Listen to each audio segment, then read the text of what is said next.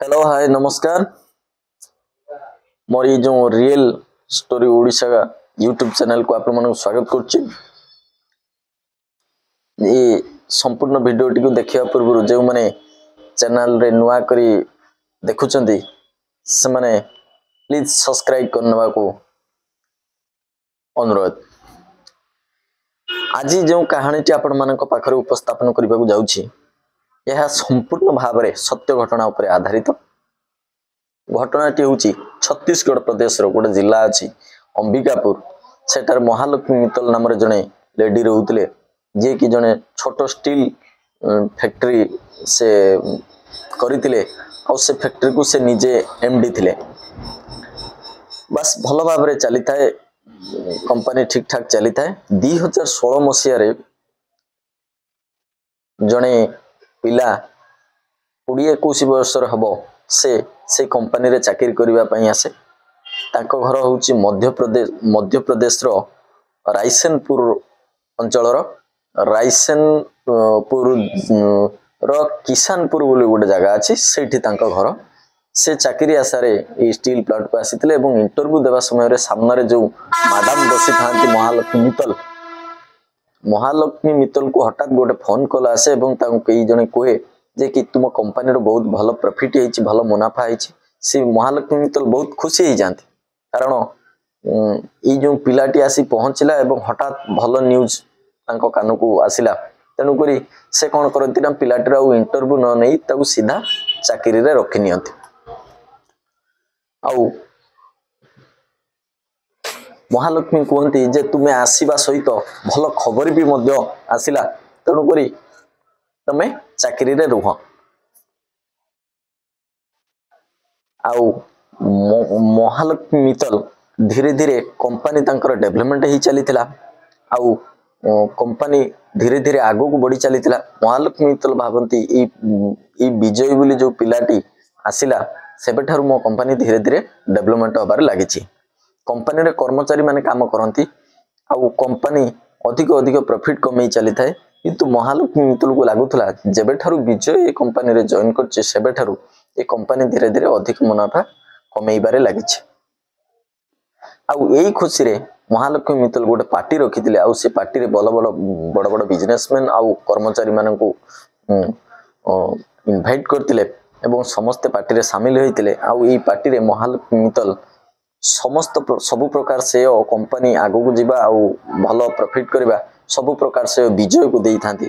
कारण विजय आसीबा ठारु से भाबु थांती जे कि विजय आसीबा परे परे तां कंपनी रो भल मुनाफा आसीछि। आउ ये पार्टी रे महालक्ष्मी मित्तल अधिक खुशी से कौन करिथांती ना मद पी देई थांती।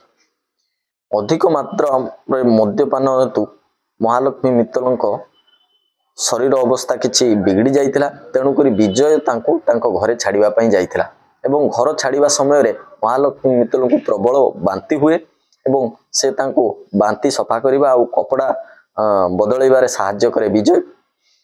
एई समय महालक्ष्मी मित्तलंकर मन को आसे जे कि विजय तो बहुत बढ़िया पिला मो बयस तो बहुत अधिका हो गलानी पैसा पछरे मु धाई धाई आउ कोनोसी कहारी साथी मु बनै पारि नै कि बाहा ही पारि नै। तेणुक विजय को किभली भाव में मो कब्जारे रखिबी। तेणुक से विजय सहित शारीरिक संबंध बनाए कहे। विजय मना करने सत्वे से कौन करती ना ये जो महालक्ष्मी मित्तल से कौन करती ना ता सहित शारीरिक संबंध बनाती। आउ सकाळे जबे सकाळ हुए तेणुक विजय बहु मात्रा डरी जाए एवं महालक्ष्मी मित्तल ताको बुझाती किंतु तमे डरनी मु तुम साथी रे अछि आ मु तुमको किछि अर्थ दउची जहा तुम घरर असुविधा दूर करि परिबो। तेणुक से किछि अर्थ दियंती। एई भली भाव रे किछि किछि अर्थ माध्यम रे से कौन करंती ना विजय सहित शारीरिक संबंध बनाती। विजय को भल गाड़ी भल वस्त्र भल अर्थ एमिति दियंती आउ विजय तांको सहित शारीरिक संबंध बनाती। जेतेबेले 2020 अगस्त 20 अगस्त रे जेतेबेले लॉकडाउन आसिला लॉकडाउन समय रे विजय कौन कला ना कहला जे घरे मोर किछि काम अछि से एई बहाना रे मु घर को जीवा को चाहू छी। एया महालक्ष्मी मित्तल को कही सेठारु से गाँ को चली जाइथिला।